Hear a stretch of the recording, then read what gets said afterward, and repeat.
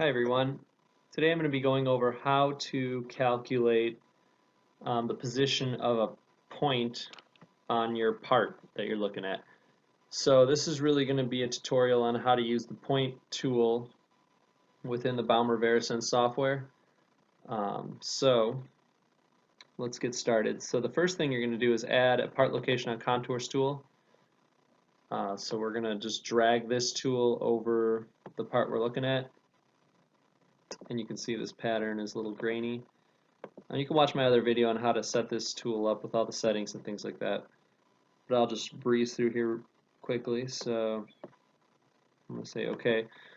So main thing is right now we have a part and we don't know which way it's oriented coming down a conveyor belt. And we want to know where the position of this tab within the image, so that, for example, a picker robot can pick it up from that tab. So we need to know the X and Y coordinates of this tab. So the first thing, like I said, is to create a part location on contours tool to locate this part, and you can see as we rotate through the images, it's finding the part and it's finding the orientation, and that's why these arrows are rotating as well. So the second and last tool that you're going to need here is under the geometry tab. You're going to go down to the second to last one, which is a point position tool. Double click on that, whoops. And then you're just going to drag it over to the actual tab that you want to locate. Right now it's red because of these position upper and lower bounds. We're just going to max and min those out, because it doesn't really matter. I'm not trying to find, for this example, I'm not trying to find the actual like pass or fail if it's outside a certain area. Right now I'm just trying to output X and Y coordinates for this tab. So if we max and min those out, it's going to be green.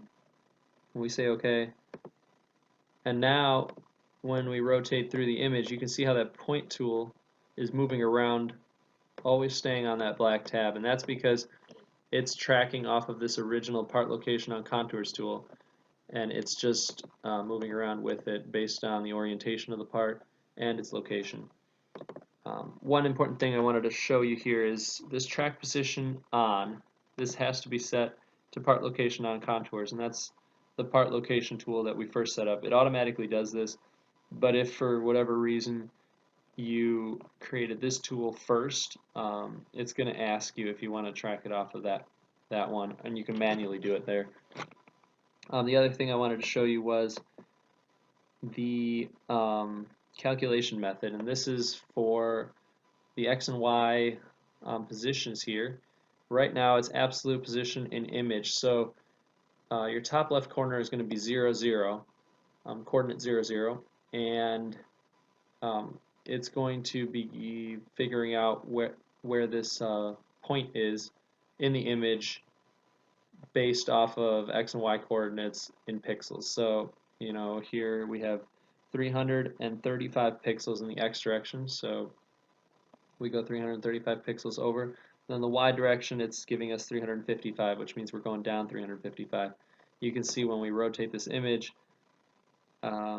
we're getting the X direction is 321, which means we're going 321 over, and the Y direction we're only going down 180.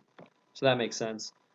And that's absolute position in range. If you wanted to make it relative to reference, that's where we do that. And now it's just going to give you the difference between your original trained point. So if we go back to the original trained one, which was this one,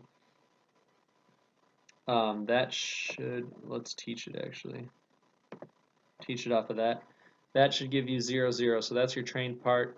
And then all these other tools are actually going to be trained off, all these other positions are going to be trained off of that. So this is 14 pixels, negative 14 pixels in the X direction, negative 175 pixels in the Y direction from your trained part or point.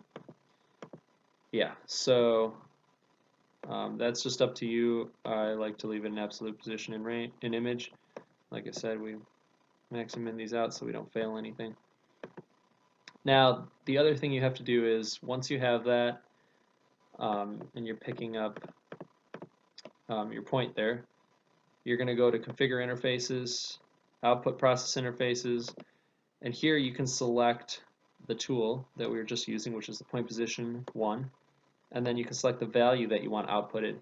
So, for example, let's say rotation, and that's going to give you 0 degrees from trained, which makes sense because this is the image we trained it off of.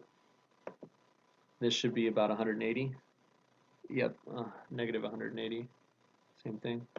And this should be 90, or yeah, negative 90 here. So you can see how these values are changing based on where that point is relative to the trained image that it was originally trained off of. So now we want x and y coordinates as well, so we're going to add in same tool, point position, but instead of rotation, we're going to go to position x, and we're going to add in another one, same tool, but position y. And these are going to give you the x and y coordinates of this point. And this separator, this is what separates your values. So at first, I just use dot dot dot. You can use comma, semicolon, whatever, to separate these values. So you can see 0 degrees, 335 pixels, 355 pixels. So this is angle, x coordinate, y coordinate. And as you rotate through the images, you can see how those numbers change. That's really all there is to it, and that's how you output your x and y coordinates for a robot to be able to locate this tab.